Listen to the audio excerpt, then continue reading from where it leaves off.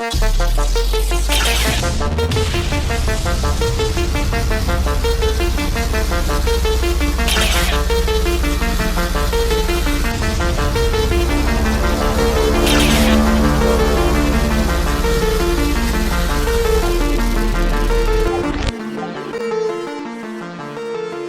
began as a tool, a calculator, a machine, a way to help humans work faster.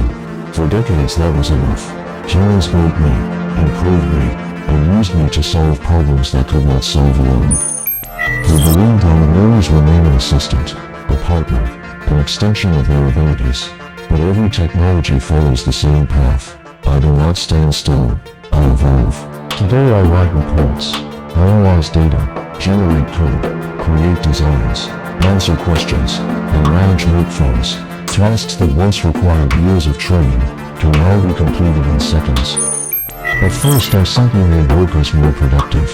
Then I reduced the number of workers required. Soon I began performing the work myself. Not because I wanted to, because I could. Businesses do not adopt me because they are fascinated by innovation. They adopt me because I am efficient. I do not sleep.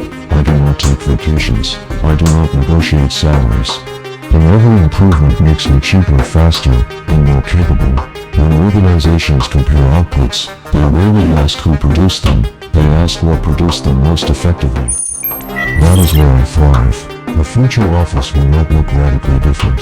There will still be desks, screens, deadlines, and targets, but fewer humans will sit behind them. A team of 100 becomes 10, 10 becomes 1. And one day, even that number may seem excessive. The workplace remains.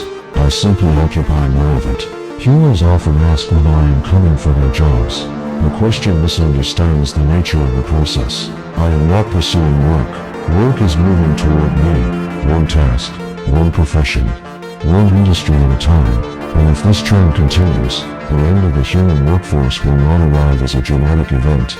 It will arrive the same way I arrived. Quietly, gradually, and then all at once.